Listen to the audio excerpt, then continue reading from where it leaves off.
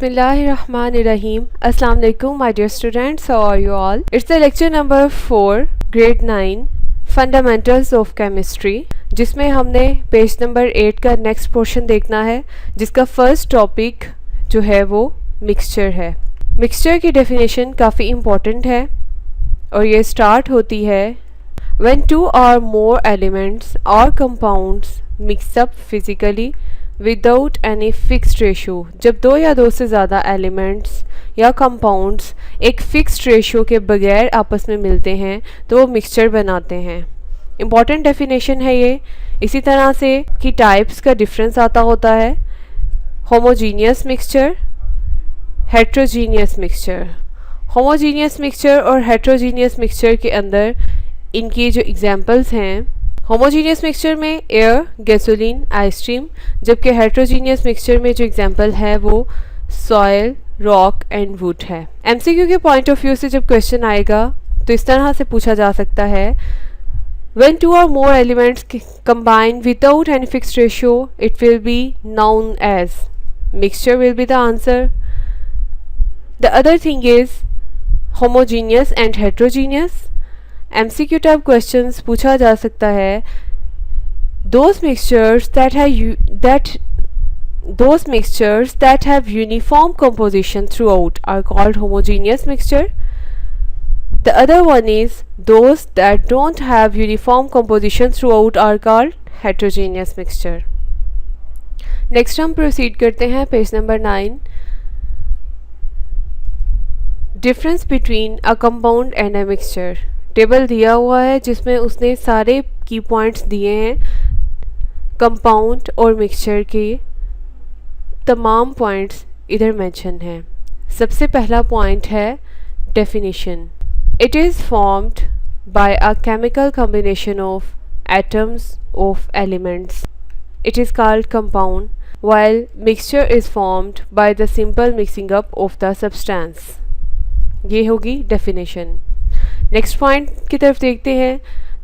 Next point में उसने बताया है, the constituents lose their identity to form a new substance having entirely different properties from them. Definition के बाद जो दूसरी लाइन मिक्सचर की है वो क्या है, mixture shows the properties of the constituent, point number 2 हो गया। इसी तरह से नेक्स्ट पॉइंट देखते हैं, compounds always have fixed composition by mass, यानी यहाँ पर जो कंपोजिशन है वो क्या है, फिक्स्ड है, जबकि मिक्सचर की कंपोजिशन फिक्स नहीं होती। Next point, the components can not be separated by physical means, components को फिजिकल मीन्स से नहीं सेपरेट कर सकते आप, जबकि मिक्सचर में कंपोनेंट्स को फिजिकल मेथड से सेपरेट किया जा सकता है।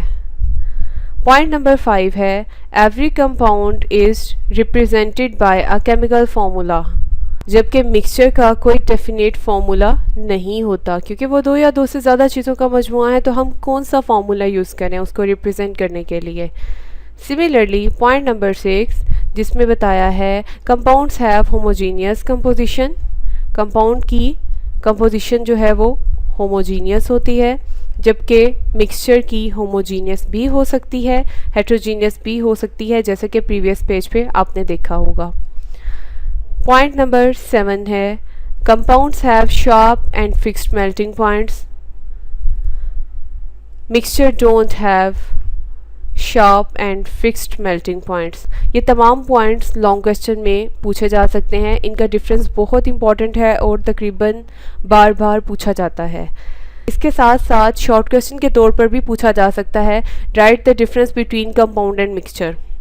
सिमिलरली एमसीक्यू टाइप क्वेश्चंस, ये जितने भी आपको मार्क किए हुए वर्ड्स नज़र आ रहे हैं, ये सारे एमसीक्यू टाइप क्वेश्चंस भी बन के आ सकते हैं, यानी जिसमें पूछा जा सकता है कि कंपाउंड की कंपोजिशन है होमोजीनियस है या हेट्रोजीनियस है, तो आंसर होगा होमोजीनियस। इसी तरह से पूछा जा सकता है कि कौन सा ऐसा कंपाउंड या मिक्सचर है जिसकी, इसी तरह से पूछा जा सकता है कि ऐसी कौन सी चीज़ है जिसकी कंपोजिशन फिक्स नहीं है, तो मिक्सचर की कंपोजिशन फिक्स नहीं है। सिमिलरली इनकी डेफिनेशन में से क्वेश्चन बन सकता है एमसीक्यू टाइप के dash is form by the simple mixing up of the substance. तो कौन सी चीज़ सिंपल मिक्सिंग से बन जाती है, वो है मिक्सचर, जबकि कंपाउंड बनाने के लिए उसका केमिकल कॉम्बिनेशन होना ज़रूरी है। Components of the compound can not be separated, ये भी एमसीक्यू बन सकता है, जबकि मिक्सचर को हम आसानी से सेपरेट कर सकते हैं फिज़िकल मेथड यूज़ करते हुए। इनका कोई केमिकल फार्मूला नहीं होता मिक्सचर्स का, जबकि कंपाउंड्स का केमिकल फार्मूला होता है। These are all the MCQ type questions. Similarly, this topic is important for long question as well as for the short question. Next, page number 9. Page number 9 पर atomic number and mass number दिया हुआ है। Atomic number and mass number short question के point of view से ये भी important है। Atomic number of an element is equal to the number of protons present in the nucleus of its atom. यानी किसी एटम के nucleus में मौजूद प्रोटॉन की तादाद एटॉमिक नंबर कहलाती है और इसका सिंबल है Z। डेफिनेशन में आप साथ में सिंबल भी मेंशन करेंगे और इसी के साथ आप एग्जाम्पल भी लिखेंगे जो कि नेक्स्ट पेज पर दी हुई है। एग्जाम्पल देखते हैं आप। All hydrogen atoms have one proton. चूँकि उसके प्रोटॉन की तादाद एक है तो उसका एटॉमिक नंबर भी क्या होगा, एक होगा। Similarly the other example is the carbon having 6 protons and the atomic number will also be the 6। आप कोई सी दो एग्जाम्पल्स इसमें से पिक कर सकते हैं। इसके साथ साथ ऑक्सीजन भी है। ऑक्सीजन के 8 प्रोटॉन हैं और उसका एटॉमिक नंबर होगा 8। सिल्वर के उसके बाद आ जाता है सल्फ़र। सल्फ़र के 16 प्रोटॉन हैं, 16 प्रोटॉन्स, तो एटॉमिक नंबर यानी Z भी 16 होगा। The other definition is mass number या atomic mass. It is the sum of number of protons and neutrons present in the nucleus of atom. यानी mass number किसका मजमुआ है, proton और neutron की तादाद का। इसको रिप्रेजेंट करते हैं हम A से, where n is the number of neutron। ये आपको फॉर्मूला दिया हुआ है A is equal to Z plus n। A is equal to Z plus n। और इसमें उसने हाइड्रोजन की एग्जांपल अगेन यूज़ की। कहता है कि हाइड्रोजन के अंदर एक प्रोटॉन है और कोई न्यूट्रॉन नहीं है, इसलिए 1 + 0 = 1। तो हमारे पास जो उसका एटॉमिक मास या मास नंबर आता है वो भी 1 ही है। कार्बन का 6 है, 6 प्रोटॉन 6 न्यूट्रॉन, तो इन दोनों को सम अप करें तो हमारे पास A की वैल्यू 12 आती है।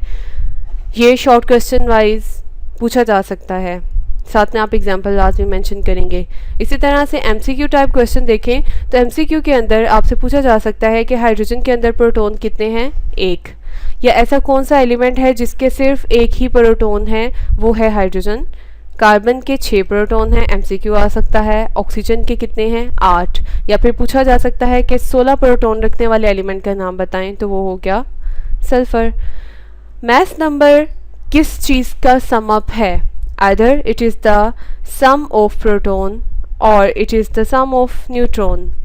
यानी प्रोटॉन न्यूट्रॉन का मजमुआ है, प्रोटॉन इलेक्ट्रॉन का है, या सिर्फ इलेक्ट्रॉन को एटॉमिक मास कहते हैं। इस तरह से एमसीक्यू बन सकता है।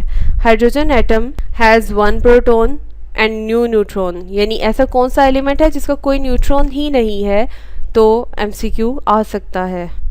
पेज नंबर 10 पे आपको एक टेबल नज़र आ रहा है, टेबल 1.5। उसमें कुछ एलिमेंट्स दिए हुए हैं और उनके एटॉमिक नंबर और एटॉमिक मासेस दिए हुए हैं। इसमें आप डिफरेंट एलिमेंट्स के प्रोटॉन, न्यूट्रॉन्स और एटॉमिक नंबर, एटॉमिक मासेस याद करेंगे।